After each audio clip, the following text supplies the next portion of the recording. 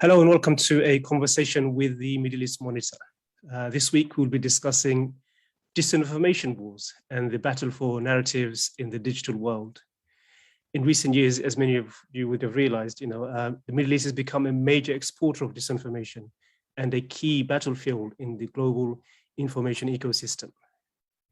So today we will be looking at the process by which disinformation takes place and who are the main actors within the Middle East.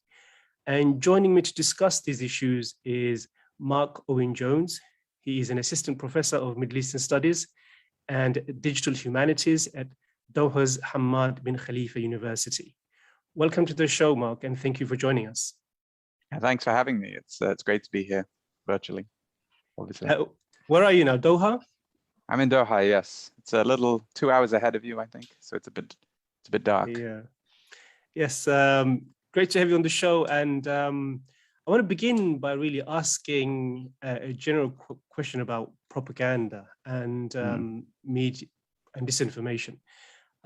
We know that the desire for control over information and narrative is as old as war and conflict in global politics, that is. But how has the introduction of social media changed the terrain? Yes, I mean, this is a fundamental question, but I think in essence, the difference with social media is that it allows almost anyone with a mobile device, which is increasingly a large chunk of the world's population, to be broadcasters, to be journalists, to be disseminators and producers of information. People now can cut out the middleman, which previously might have been a news broadcasting company or a government, and disseminate information. And once out there, that information, it might just disappear, no one might read it, or it could go viral and it could spread. So I think the key difference, if I was to simplify it, is simply the volume of information is huge. There are fewer gatekeepers in terms of who controls what information goes out there, fewer editors, and the ability for this information to go global at a really fast rate is I think more powerful than it ever was. You know, there's that classic cliche that a lie has made its way halfway around the world before the truth has even got its boots on. I think with social media, you know, the lie has made its way twice around the world before the truth has even got out of bed, is probably more appropriate. Yes, and all that, of course, creates a completely new dynamic on the control of information across the globe, which we will speak about at length a bit later. But your discipline, it seems to me to be quite new. So, I mean, I got to know you during the coup in Tunisia, a recent coup in Tunisia, and you produced these amazing charts and diagrams to highlight, the source of influence campaign, how there's a narrative that was being pushed from the Middle East about whether it was a coup or not a coup, and who was to blame for this, the crisis within Tunisia. So tell us, for a lot of us, we won't know what your discipline really is, and so tell us a bit about your discipline and what is it that you exactly do when it comes to monitoring Twitter and being able to produce these charts. So tell us a bit about that. Sure, thanks. Obviously, I love to talk about what I do, so I appreciate the question. I mean, if I was to sum up what I do, I would say there's an element of public service, first responding to disinformation. So the idea is to try and analyze social media activity, particularly on Twitter, as fast as possible and to publish those results as quickly as possible. The reason for doing that is because the longer information, or disinformation rather, lingers in the information ecosystem, the more chance it has to distort narratives and create psychological harm if it's disinformation that's attacking particular people. So that's the essence of what I do. How I do it is I use various tools, and the broad principle is to try and make visible what is not visible. So by that I mean, if you, for example, see something trending on Twitter, like a hashtag, in the Tunisian case, one of the hashtags that was very popular in Arabic Twitter was that the Tunisian people are revolting against Ikhwan, the Muslim Brotherhood. And this was a very, this narrative reflected the foreign policy of Saudi and the United Arab Emirates in particular, and Israel as well. So when those people see that hashtag, they don't necessarily know who's tweeting on it, if it's popular, where it's where it's being tweeted, who's disseminating it, who's retweeting it, what the content says, right? Because most people's interface, most people's knowledge of what they see on Twitter is limited by the specific interface that Twitter has, right? You got your timeline, same with Facebook, you got your homepage.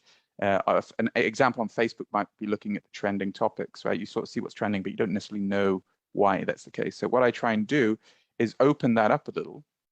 And with these diagrams, for example, I can show by downloading a hashtag, you can show which accounts are influential, right? You can create a diagram that will make the most influential account the biggest looking node or circle in this account. You can determine, for example, what application people are using to tweet that. You can see when those accounts are created, if those accounts are created in a short time frame, that might indicate there's disinformation. So what you're doing, you're making visible the metadata in such a way that audiences can generally get a sense of the nature of that conversation who's taking place. And by doing so, what you're doing is just sort of saying, actually, this conversation, this trend you see here, this isn't a trend that's indicative of, say, public opinion of those speaking Arabic who are using social media. No, this trend is mostly retweets of a limited number of accounts who are known propagandists. And this discourse does not, for example, necessarily reflect the Tunisian Twitter ecosystem.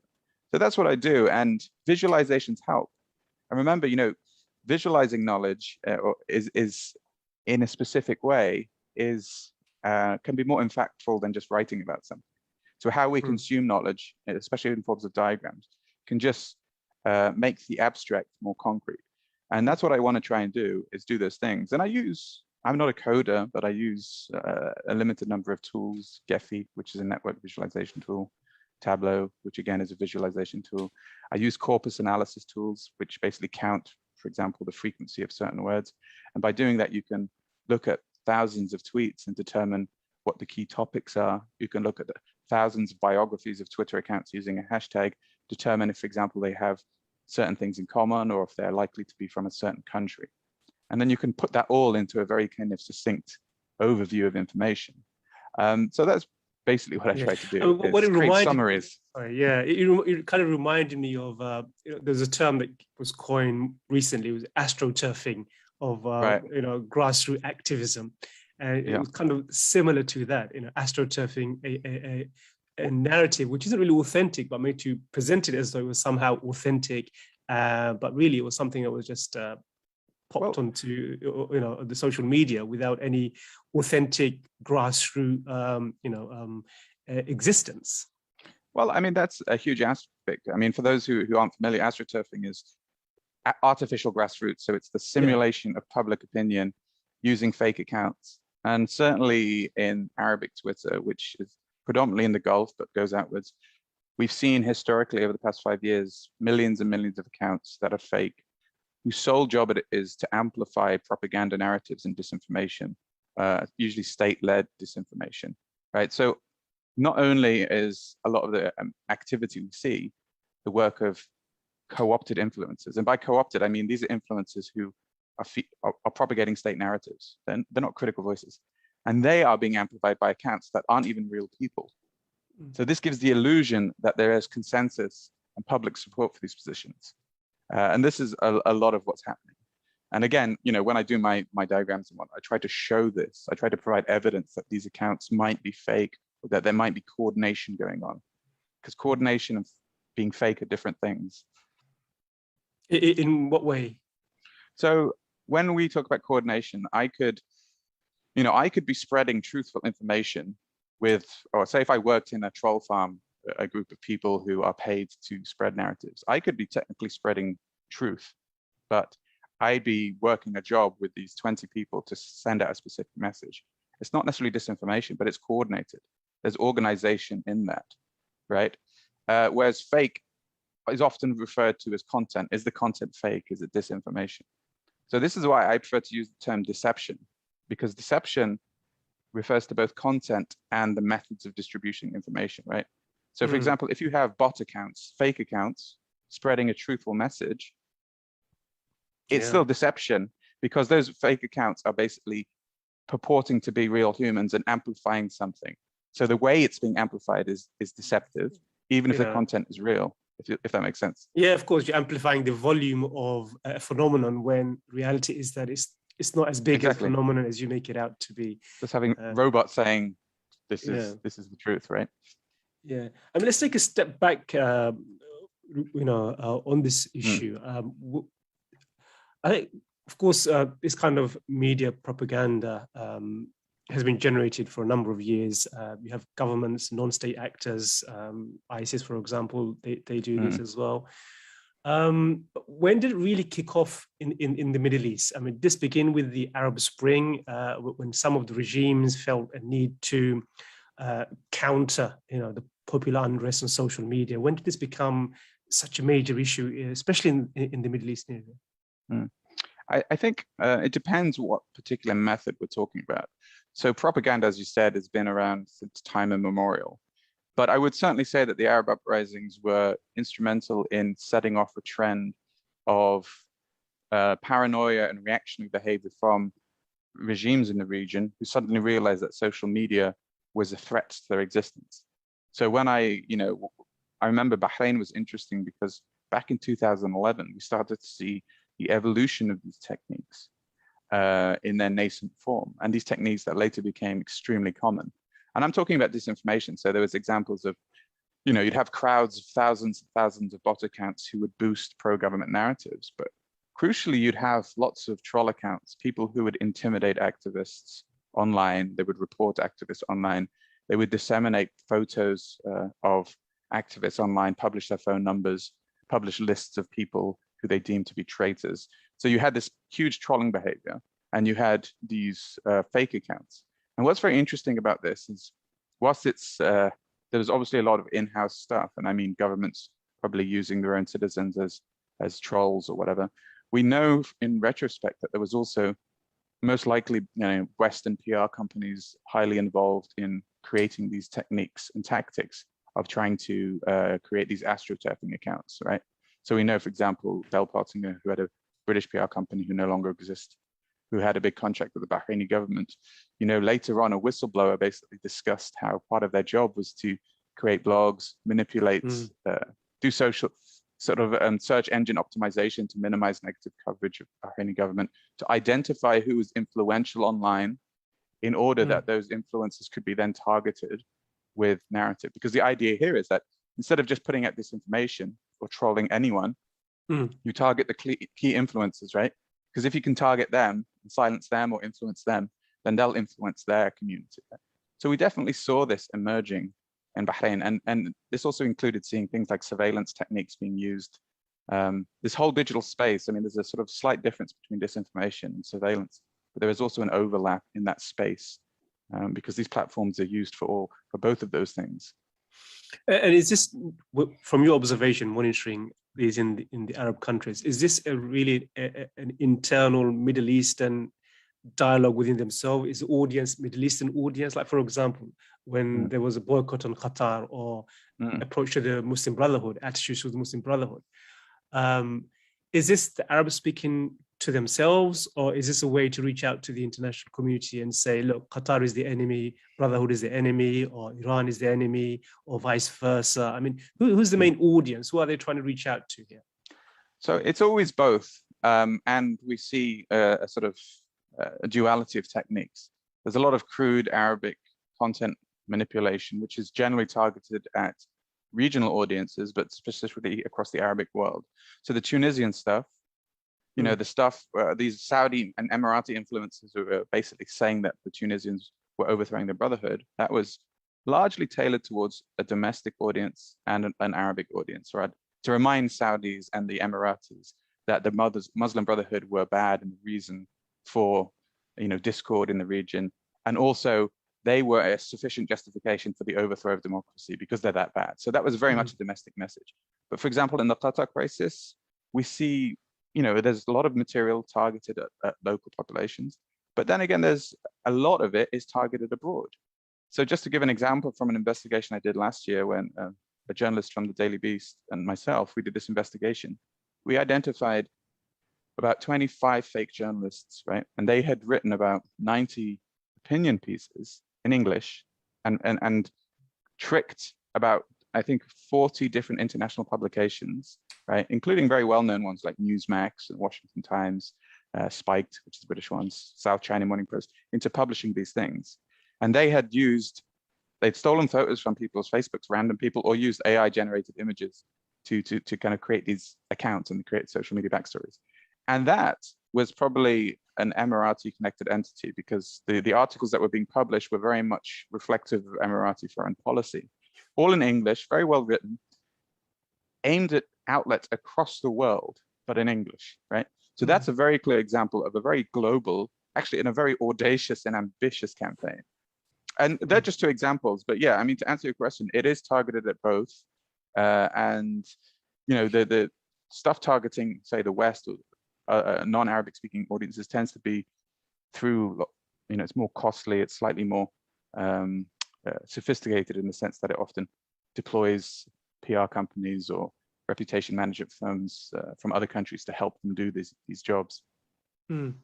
Talking about deep fakes, I remember last year, I think Reuters did a long report, probably based on your findings, I can't remember, but about this blogger, who didn't really exist, but this blogger managed to publish opinion pieces with a number of pro-Israeli newspapers, and then he was exposed. And Reuters spoke about how this was opening up a new disinformation frontier. That robots could be writing articles these days and publishing them in various newspapers. So, but we know, I mean, you've done a bit of work also on Israel's use of disinformation and how it uses that to delegitimize the Palestinian narrative and their cause. So is that part of that effort? Can you speak a bit on that? You know, is that part of the effort to create these non-existent bloggers to push out pro-Israeli articles with various newspapers whose names I don't want to mention here? Yeah, I mean, absolutely. I think, you know, Israel has long been considered one of the more masterful countries in creating disinformation and propaganda, you know, through the Hasbara. And we certainly saw it with, you know, Gaza under attack earlier this year. Many examples of Israeli disinformation, from the more sophisticated to the unsophisticated. So, like, you know, the more sophisticated might be the Israeli army spokesman, Colonel Jonathan Conricus. He was, you know, he basically said that the Israelis were preparing for a ground invasion. The idea was this was to bring Hamas out into the open so they could be attacked. You had New York Times, you know, I think Washington Post publishing this, and this was not truthful information. And then he was like, oh, no, this is not true. So that's disinformation, most likely, but it's a little more sophisticated. But then you have an Israeli entity, you know, publishing these photos that allegedly show, you know, Palestinians faking a funeral, and it was some TikTok content from Jordan. You know, this kind of stuff. This is your crude level disinformation that then goes viral. And, you know, it's no doubt in my mind the Israelis know exactly what they're doing. But the deepfake stuff, yes. The logic of it is, if you have the technology, you will exploit the technology to its maximum capacity in order to spread propaganda, right? The same is true of surveillance, right? So if we can, and as we've seen, use AI-generated images to create fake accounts that then create disinformation, or use robots to write journalistic content, which is becoming very much a possibility, then they'll do it. There's no, as far as I can see, no moral or ethical restraint that would prevent them from using these technologies in the dissemination of propaganda, because so far we've not seen that. On the contrary, we've seen. Do you think we're getting at a time where there will be pushback from governments, entities against that? There's this free peddling of disinformation, especially after NSO Group and a number of other scandals that's broken over the last couple of months. I'm just wondering, are we getting to a stage where we might see a pushback? Well, we do see pushback, but whether it's effective or not is a different question. We know the European Union are doing quite a lot to try and tackle disinformation to the extent they can. And the NSO scandal has obviously, you know, prompted a lot of outrage and outcry. But, you know, there's certain things that I can't necessarily see changing. You know, with Pegasus or the NSA group, it will just be other companies that then, you know, sell the software. So I'm not optimistic in seeing that kind of technology being limited. And, you know, I don't know what would have to happen for that to stop. I mean, we've seen over the past 10 years, numerous scandals related to data privacy in the digital world that don't seem to have slowed down the abuse of these technologies. We saw Edward Snowden reveal the scale of NSA spying on people around the world under the guise of the war of terror. Now we see Israel, which is selling its software. And you have to bear in mind, when Israel sells its spyware software to the likes of Saudi Arabia and UAE, it knows that those countries support its foreign policy, essentially. So Israel knows that those countries will target people that Israel also deems to be valid targets. So in a way, they're not acting as proxies of Israel, but they are also allowing Israel to carry out surveillance, but without Israel taking the rap until it gets found out, if that makes sense. So they're kind of spreading this network of surveillance. And because Israel is the one creating that technology in this case, it's only selling it to those that are allied in its kind of beliefs or foreign policy. So it allows it to spread that control web. And Israel is very influential in countries like the US and in Europe. And it's very rare that Israel gets restrained by the UN. And it would take a lot. This would have to go to a high level of policy making for there to be sufficient controls to prevent technologies being used for disinformation and surveillance. So this kind of begs the question. I mean, we read a lot about the the proliferation of disinformation on the one hand, and also the retrenchment of democracy around the world. If you look at the democracy index throughout the globe, you'll see there's been a general decline and retrenchment of democratic ideals, even within democracies as well. I don't think that's just a coincidence. I think there's probably a link between the proliferation of disinformation on the one hand and the retrenchment. So has social media become, in your view, another tool in the arsenal of autocrats in the Middle East to suppress democracy? Is that where we are now?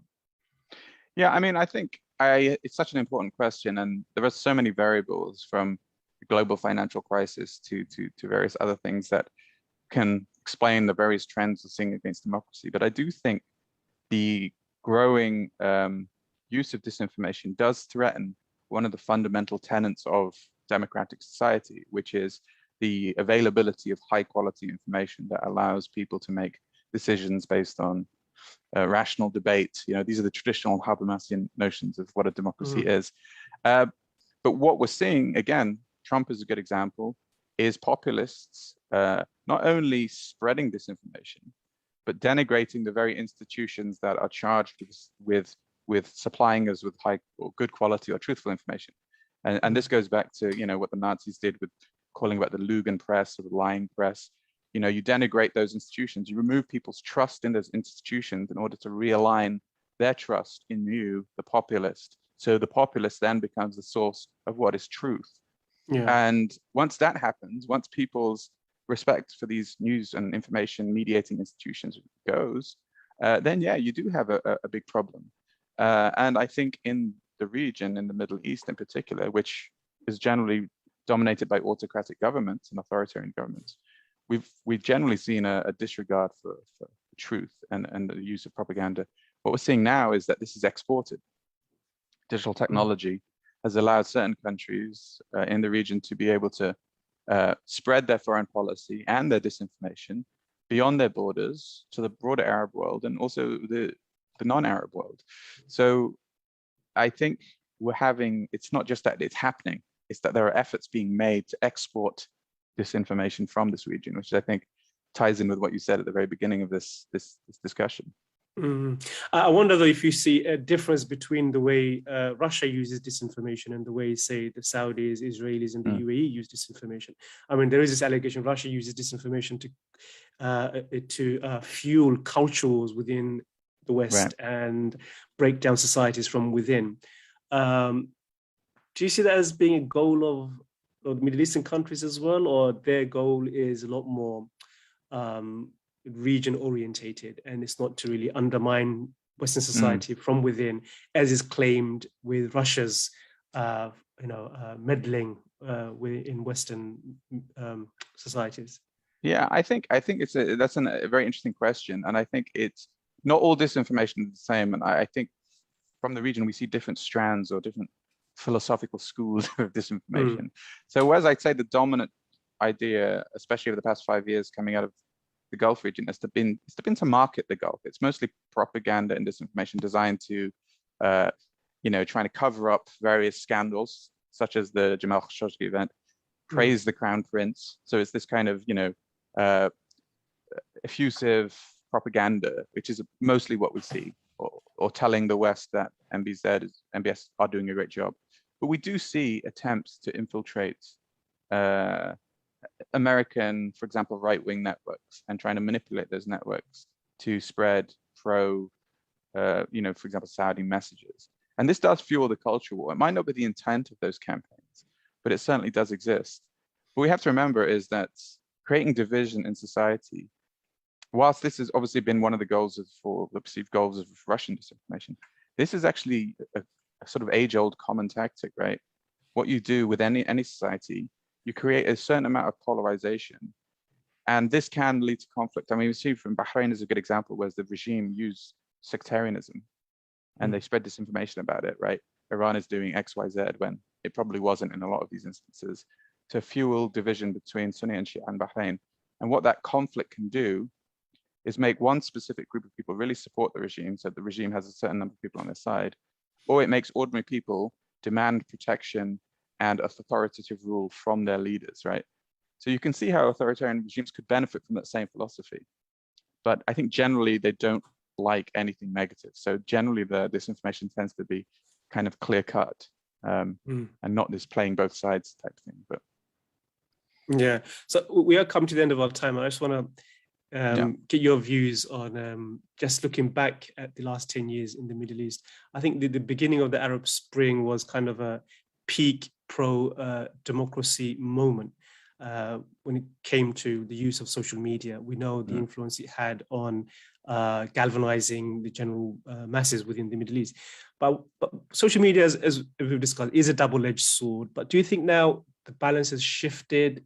The regimes have managed to disarm the public of the effectiveness of social media, and now they are the ones who are controlling social media to dominate and use that as a tool, as a weapon against the population. Has it shifted now, and we may never see that kind of peak pro-democracy using social media in the way we saw at the beginning of the Arab Spring?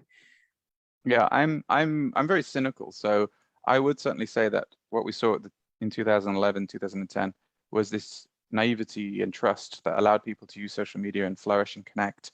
And it was a great tool of networking resistance.